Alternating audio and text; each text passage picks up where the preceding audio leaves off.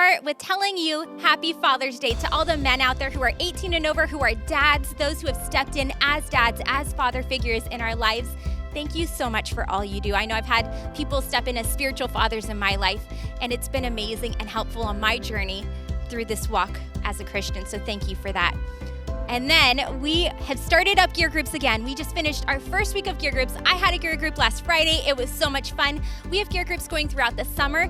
Some just started, some haven't even started yet. Make sure you check those out and you sign up today. Also, I want to show you these other things that are going on at Summit, so let's take a look at them. Hey Summit Church, Vertical Youth is having its first ever youth family barbecue potluck and pool party. On Saturday, June 25th, from 12 to 3 p.m., we're gonna be at Steel Creek Ranch. We're gonna have food, fun, games, and we're gonna go swimming. So your students are going to have an opportunity to sign up for what potluck item they're going to bring at youth group, but I need you to sign up, you and your family, on the app or at mysummit.church. So I hope to see you and your family there. Guess what? Kid Craze is really happening this year. I'm so excited. Kid Craze is Summit's version of Vacation Bible School.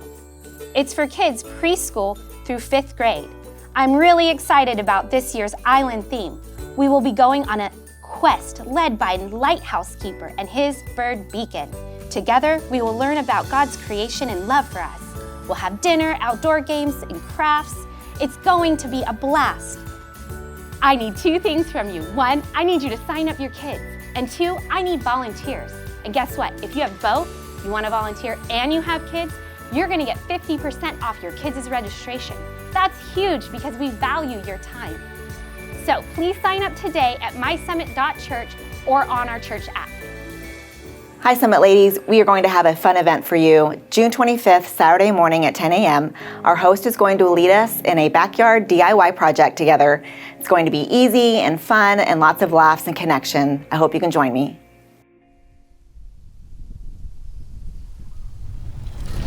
Everything else fades when I look your way. Everything else fades when I look your way. Everything else fades.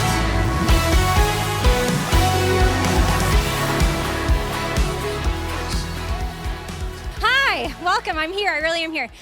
If you have not done it yet, next Sunday starts Kid Craze. So make sure you sign up your kids. We are in the late registration phase of this because it's Sunday. So make sure you sign up your kids. They can invite friends out. It's going to be a blast. And I get the honor of introducing some very special people, some of our gear group leaders. So if I can have Lisa, I have the Jobs, Olivia, if she's here, I haven't seen her yet. Come on up to the stage. Oh, there she is. Awesome. This last Thursday night, I had the board game group. There were 12 of us. We had so much fun. There were people learning new games. Yeah, you guys were there.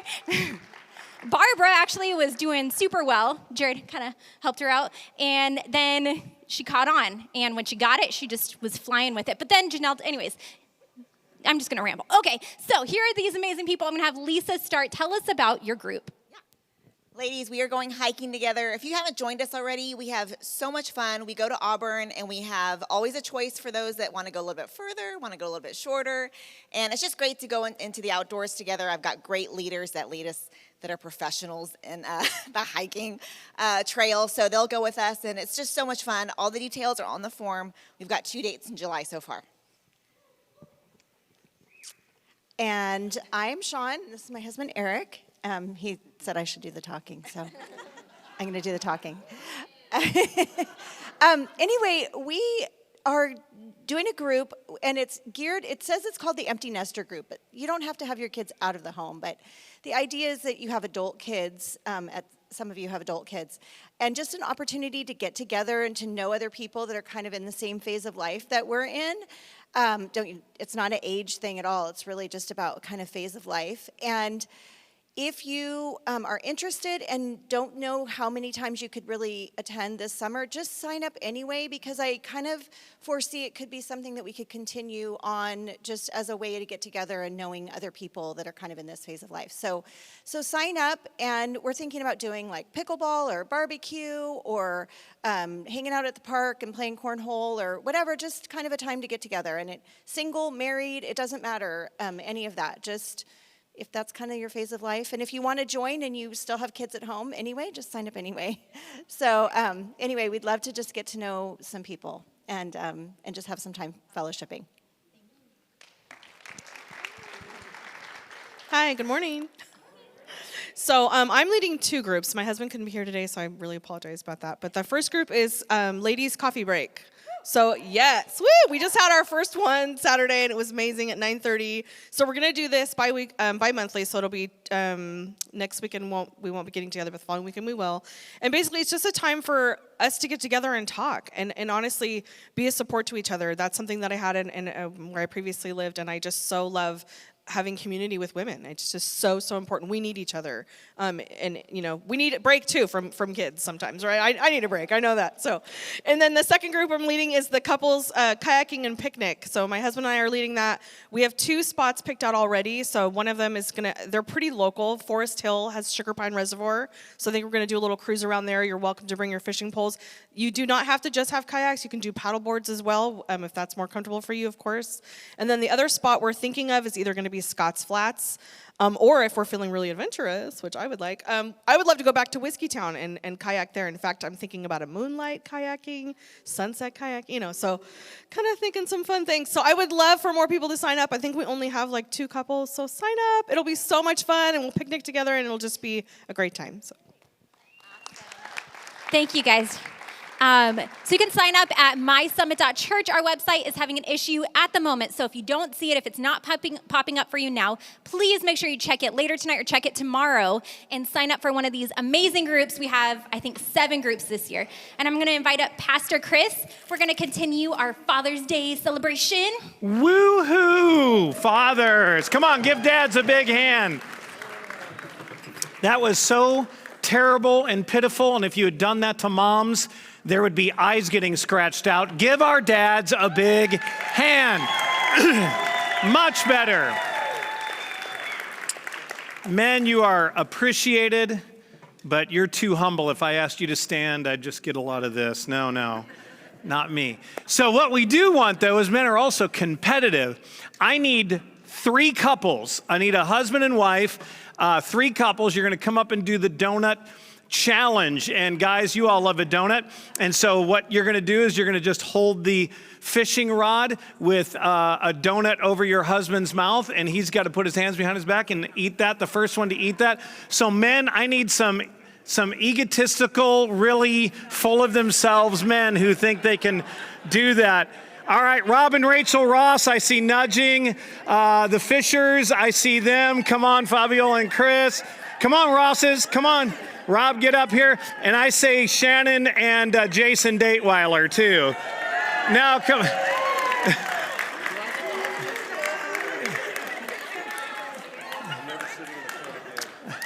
All right, Lisa's going to get you set up. Come on, Jason. You got the whole crowd waiting on you. They know you're into this. They know you want to do it. All right, the rules are pretty simple, ladies. You have to hold it above your husband's face. Men, you have to put your hands behind your back. You cannot, ladies, assist in any other way. You just have to. And the first one that gets the donut in your mouth, down your gullet, is the one who wins. First place is going to win these amazing 25 assorted hot sauces. Every man needs to prove he can eat the hottest things in the world. No, it's not going to fit up here. So when I say go, you can begin. Men, you can get down on the floor. You can get down on your knees. You can, however you want. All right. Are you ready? No. Set. Go.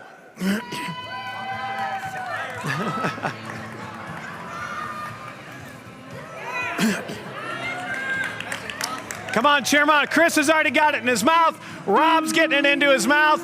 Jason, get on your knees. Get on your knees. There you go. There you go. Now get it.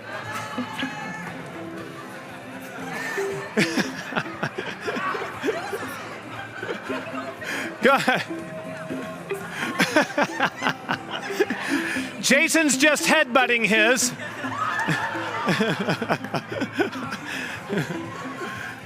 Chris has lost control of his.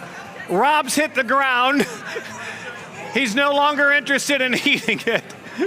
Chris has got half of his eaten. Jason's now started in on his. It's anybody's game. Oh, Chris has got it back in.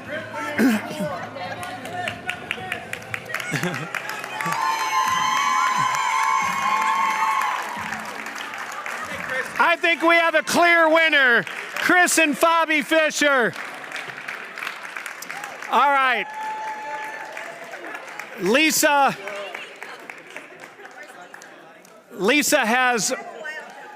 has wipes for you. And Lee, do you have the gift cards? All right. There you go, buddy. And for the dads that participated that didn't win, we have Jamba gift cards for you, so you didn't go away empty-handed.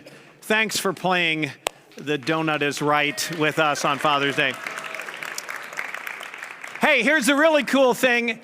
Everyone gets a treat today. We have gourmet sodas that are going to be served from, I don't know the name of the company.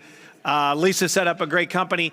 And that's for everybody. Everybody gets a gourmet soda, and you'll find out what that is. There's creams in it and all kinds of flavors, and they changed the names for some of the drinks for Father's Day, like Don't Make Me Turn This Car Around. That's one of their drinks. And on your way out, men 18 and older, you get just kind of a goodie bag full of all kinds of manly things like hot, spicy Takis. Have you ever had those? Those are amazing. And like a Slim Jim, a beef stick. Every man needs to. You can chew a beef stick literally all day long. Slim Jims don't digest. They don't break down. They're like chewing tobacco, so you just keep them inside of your mouth. And we got a little tool in there. It's all kinds of fun stuff. Men 18 and older get that, but everybody gets the gourmet soda afterwards. Our ushers are going to make their way forward. And we're going to bring our tithes and our offerings to God, and we're going to do it with joyful hearts because that's what God loves, that's what God honors, and we're thankful for it. Father, thank you for this time. For us to do something that is meaningful, it's tangible, it's measurable. We can talk about our trust in you and our dependence on you, God, but then there are moments that we just say, I want you to see it. Not only do I want you to see it, I want my kids to see it. I want to show it to myself. I want to break whatever dependence I've put on checking accounts and 401ks. And this economy can make people nervous when they believe that their job or the government or inflation or any of those things is what really provides for us or determines our provision. But you are an eternal God that loves your kids and won't fail in your promises. So we give you this moment. In Jesus' name, amen.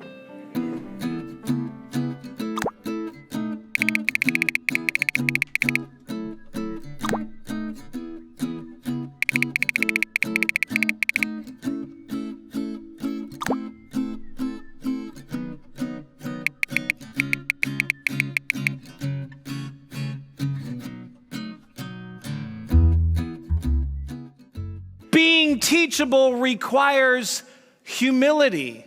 It requires understanding that you're wrong about things. You don't know things. But I'm going to tell you there's two big things that keep us from being this teachable on that level. Number one is admitting that we don't know something. And when we admit we don't know something, it makes us look weak, it makes us feel weak, and it might even make us look dumb. And men, this is especially hard for us because so much of our identity is tied to respect.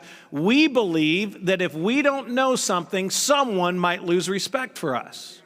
So it's tough to admit that we're wrong. And then secondly, we don't like admitting anything that contradicts what we believe we already know. We don't like learning anything that doesn't correspond or affirm something we already believe. Did you know that studies on brainwave activity show that we don't like to encode any new information especially information that contradicts what we already believe. So, when watching brainwaves in this particular part of the brain, I won't even tell you what it is because you're not going to remember it, it doesn't matter.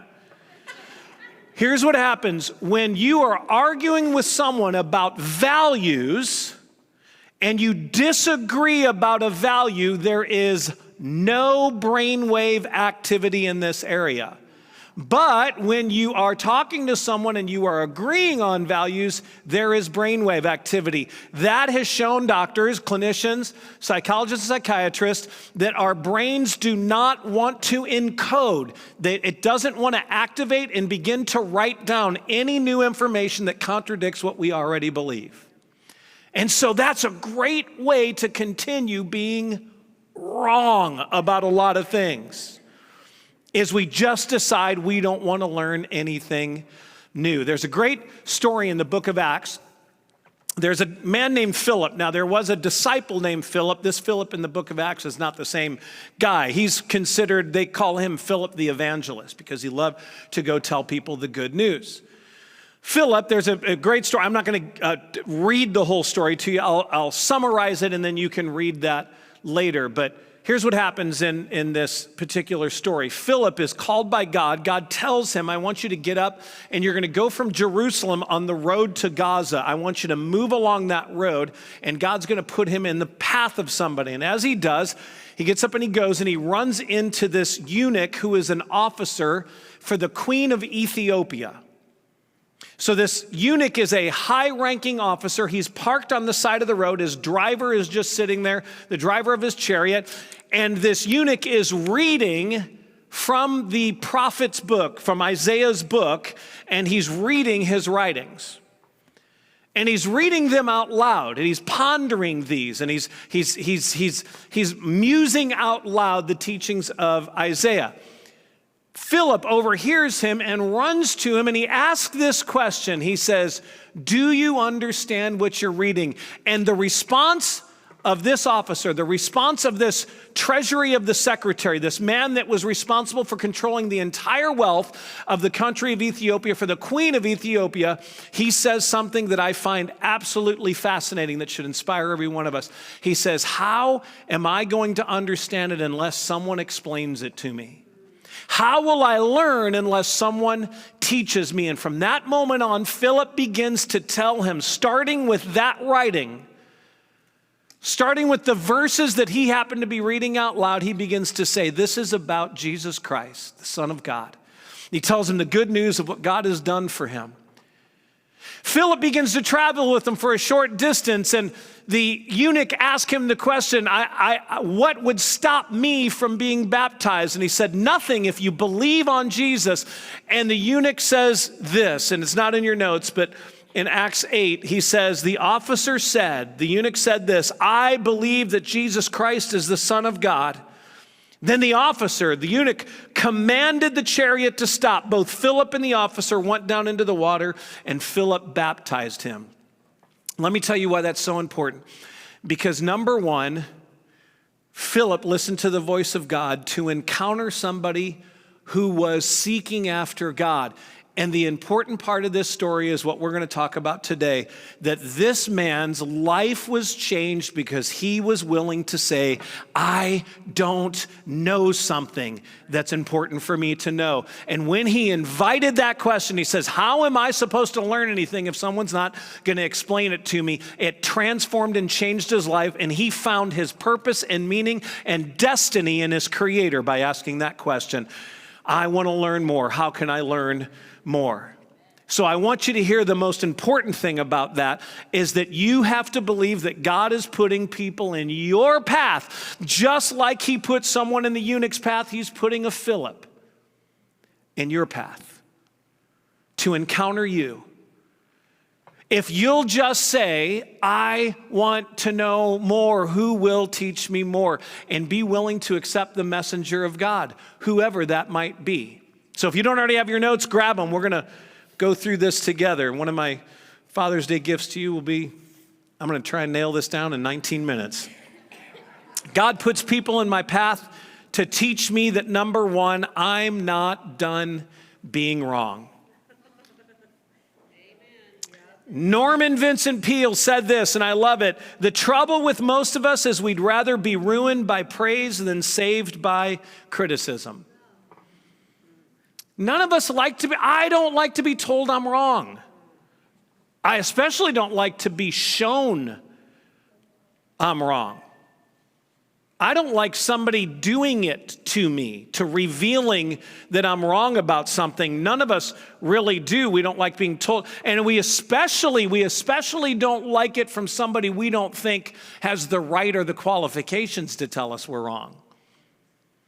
Someone that disagrees with us politically, or somebody that happens to be an atheist or mocks our faith, or people that we don't think have the right to speak that into our lives. We especially don't like hearing from them. Let's be honest, there are people that we go, there's a few people I would let tell me I'm wrong, and they all have to be smarter than me, right? They have to be kinder than me and humbler than me, and they have to be, we have a resume for people that will teach us that we're wrong. But I want you to hear this. If you're wrong, you're just wrong. And it doesn't matter who shows you that you're wrong. And God might have picked the absolute worst person in your mind to show you that you're wrong.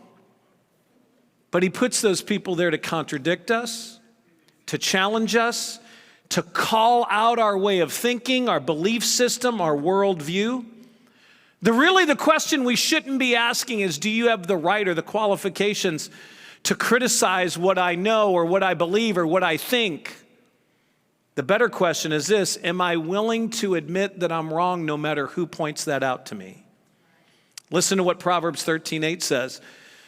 If you ignore criticism, you'll end in poverty and disgrace, but if you accept correction, you will be honored. The pathway to being elevated is learning that you're wrong, accepting that you're wrong. Proverbs 12:1 goes even further. I'll get that right. Anyone who loves correction, loves knowledge. Anyone who hates to be corrected is stupid. I love when the Bible calls us stupid. It's like the Bible can get away with it, right? But anyone who loves correction loves knowledge. None of us want to be dumb. None of us want to be ignorant. None of us want to be stupid. The pathway to moving away from dumb, stupid, and ignorant is the humility, the path that it takes us to recognizing that we're wrong and we have to be corrected, or else we'll continue believing that we're right. Number 2 is this: God puts people in my path to teach me that I still have a lot to learn. So listen, it's not enough just to it's important that we recognize that we're wrong, but it's more important that we recognize that we have to replace the wrong knowledge with the right knowledge. Let me illustrate for a second. You can believe in God, but believe the wrong things about who God is. You got one thing right, but you got some very other important things wrong, right? I believe in God, but I believe he's distant and doesn't want a personal relationship with me. Well, it's awesome that you believe in God, but you're wrong about the other part. And in Christianity, we've made an art and science of being wrong about a lot of things about God. God has written an entire book and revealed it to us so that we can know his nature and how complicated and messy we can make our relationship with him. We get this giant manual to help us be right about God, and yet we're still wrong about God. We don't have that manual for marriage, for parenting, for friendships, for politics, for money, for anything else. So we are going to be wrong an awful lot, but that doesn't mean we can't learn better things and new things all the time. First, I have a lot to learn about myself. Listen to what it says in Psalms 139, 23, and 24. Explore me, O God, and know the real me. Dig deeply and discover who I am. Put me to the test and watch how I handle the strain. Woo! You know what I say? It's like life is the pressure on a tube of toothpaste. We are that tube. And you hope toothpaste comes out. But it's not always toothpaste, is it? You hope that you know what's inside of you. But here he's praying, put me to the test, squeeze me and let my character come out. Examine me to see if there's an evil bone in me. Other translations say, point out everything that's wrong with me and guide me down your path forever. Do you know why this verse is here? Because you and I don't know ourselves. We don't know ourselves. We hide things from ourselves. We hide things from other people. And that is an amazing prayer that God would reveal us to us. There's a ton you need to find out about yourself. Some of it you're going to be happy to find out, and other stuff you're going to be embarrassed to find out, and you're going to want to begin to work quickly on changing that. Secondly, you have a lot to learn about others. Listen to what it says in 1 Peter 3:8. Finally, all of you should be of one mind. Sympathize with each other. Love each other as brothers and sisters. Be tenderhearted and keep a humble attitude. Listen, you can't possibly be of one mind if you don't know the minds of other people. If you don't know people and what their struggles are and what their difficulties are and what their challenges are and what their story is, then you can't possibly sympathize with each other, can you? And be tenderhearted and humble attitude means that you have to get up into people's business and see that there are things about them that challenge you in the way you respond to them. And that's why humility comes into it and tenderheartedness, because there are going to be people that challenge that in you. But you can't be challenged in any of that if you don't know anyone. So there's a ton we have to learn about each other, and there's a ton we have to learn from others. Listen to what it says in Proverbs 18:2. Fools don't want to learn from others. They only want to tell their own ideas. Can I tell you what that looks like? That's when someone is talking and you can't wait for them to shut up so you can start talking. That's what a fool does. I'm not listening to you. I'm not hearing you. I'm not processing. I don't want to really know any more about you, where that idea comes from, why you've landed on that belief. All I want to do is tell you you're wrong, and here's why I'm right. And then Romans 12:16 says it like this. Don't be proud. Don't think of yourself as smarter than everyone else. I don't know that any of us would say that out loud. I think I'm smarter than everyone else. We just talk to people like we're smarter than them.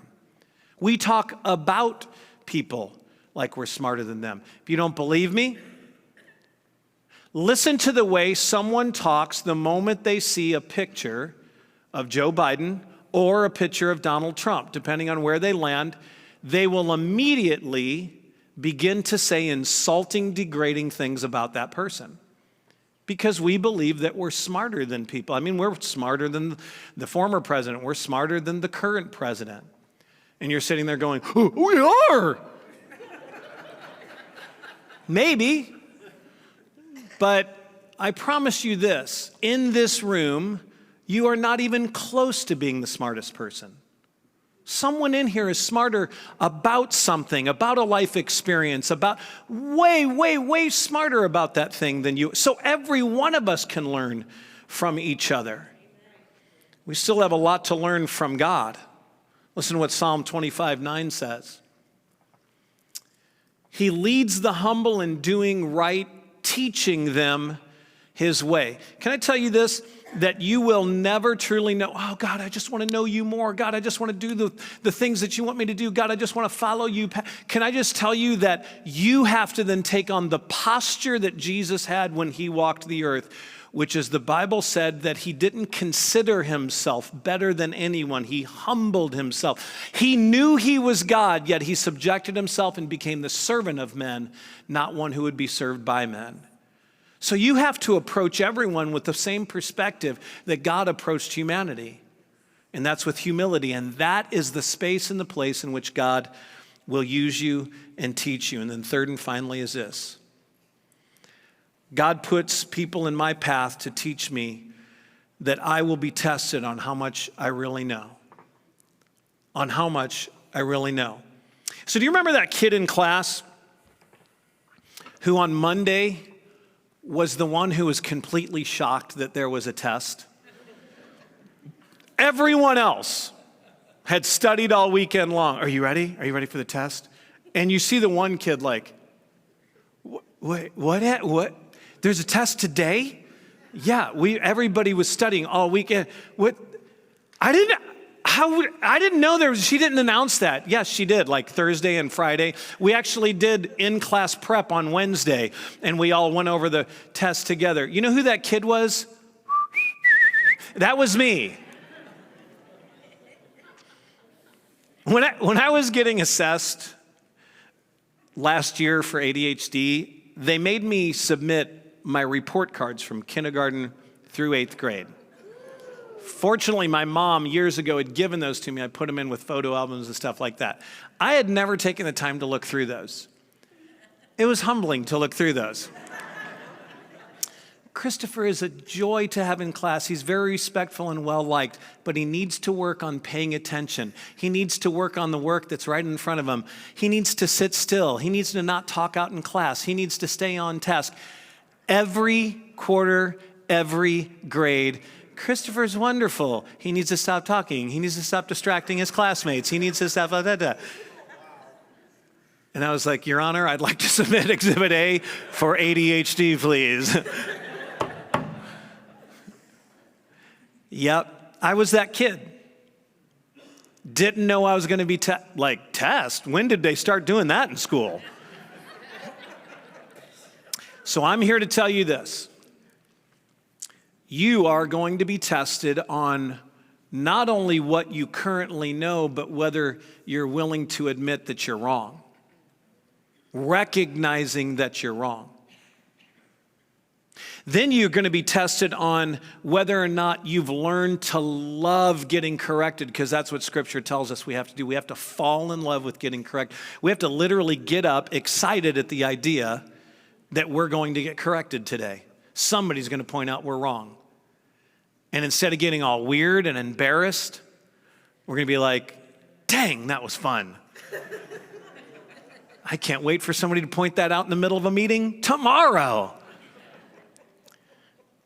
And we have a lot more to learn about ourselves, others, and God.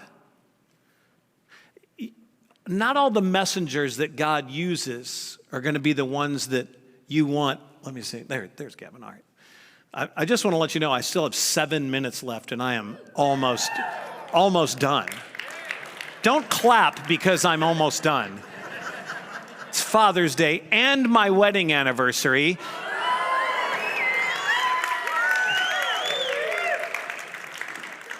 And now I only have 6 minutes and 20 seconds left because you just took up all. Listen, we would love to pick the messengers and the teachers that God puts in our life, but I want you to hear this, because he's God, he knows exactly who to use to show you something about yourself that you're not really interested in learning. You're not really interested in discovering you're wrong. You're really only interested in people who will affirm that you're already right, or someone who will come along and do it in a way that you don't lose face and it doesn't challenge your pride and it doesn't introduce you to humility. But God's been known to use donkeys to say things to people in the Bible. God's been known to use a burning bush or a cloud. God's been known to use the wrong people to say the right things. The Bible says that God uses the stupid to confound the wise. So I want you to know that there's a lot left for you and I to learn about ourselves, about really whether or not we know what humility truly looks like, and whether we're truly trying to push the kingdom of God or the kingdom of man, whether we really want to know whether we're wrong about something, or do we just prefer to hang out in a space? You see, pride doesn't hate being wrong. Pride loves being wrong. It protects being wrong. It guards being wrong. Pride celebrates being wrong and never changing. Humility loves to be wrong. Humility loves to go, I didn't know that. You know what? I've got to think through this because I truly believe this, but I feel like the Spirit of God's working through you to challenge that way of thinking for me. I may not resolve this in this conversation, but I've got some growing and learning to do. And I want you to hear what James 3:13 says. I just learned English this week, and so still, if you are wise and understand God's ways. If you've grown, listen, if your knowledge has produced life change and you truly understand God's way, then prove it. This is the test. This is where you have to prove it by living an honorable life, doing good works with the humility that comes from wisdom. That's it. Sorry. That's a little symbol, by the way, I use to know if I'm done with that scripture, just so that when you see that, you'll know that that scripture is done. So here it is. God uses your life as the test, as the litmus, as the evidence by which to judge whether you've learned anything at all or whether you continue to just be wrong. And that you celebrate being wrong. And that you embrace being wrong. And that you're fine being wrong. Because here's what that scripture just said. If you are truly learning, if you're truly growing, if you're truly embracing wisdom, if you're truly growing up in your knowledge, if you're truly willing to admit you're wrong, and that you'll change that by learning something new and replacing the wrong thought with the right thought, then prove it by the way you live your life. Start changing the way you talk to people, the way you think about people, the way you act towards people, the way you posture your life when you walk into a room and you engage with strangers or those who you know best. With the way that you approach Facebook, Instagram, TikTok, the way that you engage with the news, the way that you engage with politics, prove that you get it. That you are wrong about everything. You're wrong about your marriage, you're wrong about your kids, you're wrong about God, you're wrong about the Bible, you're wrong about literally everything on some level. Do you get that? You're literally wrong about everything. Listen, there is nothing that you know 100% with certainty that there isn't more God wants to teach you. And there isn't more that God won't put people in your life to challenge the way you think on something, to grow you up in your wisdom and knowledge of the heart and the mind of God. You and I are wrong all the time. The question is whether we want to stay wrong or whether we want to be teachable. As for me, I got to tell you, I want it, but man, I really genuinely don't want it. Because being told I'm wrong and being shown I'm wrong, especially by the wrong people, it is so brutally hard on my pride. As hard as that is, I'm more interested in being right, though. I'm more interested in growing. I'm more interested in learning, and I'm more interested in walking in wisdom. I've had some times recently where I've mourned my lost years. Years where I was so absolutely certain about myself, so certain I was doing it right as a dad, so certain I was doing it right as a husband, so certain I was doing it right as a follower of Christ. And I look back on that right now and I'm brokenhearted because I lost all those years to truly grow up. I don't know how many I have left. I'd love to believe a long, long time, but there's honestly no guarantee I get to go home today. So in the time that I have, I genuinely want to learn. And if I'm wrong, I want to seize that moment, recognize I'm wrong, and grow immediately. I don't want to waste any more time being wrong, seeing you the wrong way, believing the wrong things about God, believing the wrong things about God's creation. I'm ready to change. And I want to encourage you, if you're young, walk in humility now. You literally don't know anything. And I hate to tell you this, by the time you're my age, you'll know barely more than you knew back then. And what you do know will all be wrong. So start now in the path of humility before God. And if you're old, I'm not old, but I'm saying if you're old, you'll have to tell me what that's like, but I'll learn from that. If you're, seriously though, if you're farther along in life, I'm telling you, change now. It's not too late. Would you bow your heads and close your eyes? Father, I'm asking for this entire room to be ready to respond to you in just a second. But first, cover us in a blanket of humility.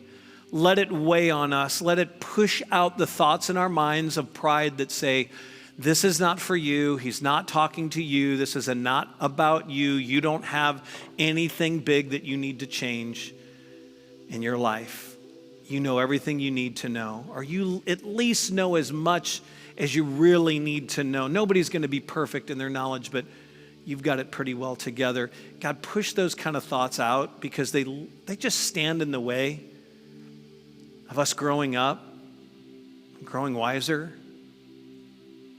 and learning from you, learning more about you, learning about ourselves, about others, from others. My prayer is this, that we would just right now recognize how wonderful it is to find out we're wrong, because that's the moment that we can change that and become right. If that's you and that's your journey that you want to start this week in your marriage, in your parenting, in your finances, in everything that you do and everything that you are, would you just poke a hand up, say, yeah, that's me. Yep, everywhere. Father, thank you for this path you're taking us on, this walk of humility. It's awkward and it's messy and it doesn't feel good at times, and it gets when we push back. Our flesh doesn't want to go on this walk. This is like climbing a mountain and just everything in us hurts. And we want to turn around and go back down, but you're taking us to higher places in our marriages, in our finances, in our parenting, in our politics, in our relationships, in our mental and spiritual health.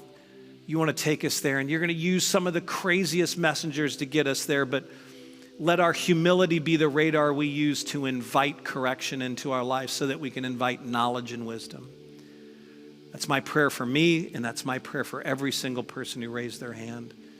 In Jesus' mighty name, amen. Amen. God bless you guys, and happy Father's Day. This has been such an amazing series so far, talking about how we're wrong. It's kind of freeing, isn't it? I don't know. It's been pretty freeing for me. I want to encourage you guys, if you have youth, if you have kids, we have amazing events coming up. So remember, sign them up right now for Kid Craze, sign them up for youth camp. They will not want to miss these awesome events. It's really going to help form them in their spiritual walk with Christ. Well, I hope you guys have an amazing week. Remember to follow us on social media. You can like us on Facebook, you can follow us on Instagram, and subscribe on YouTube. Have a great week. Bye.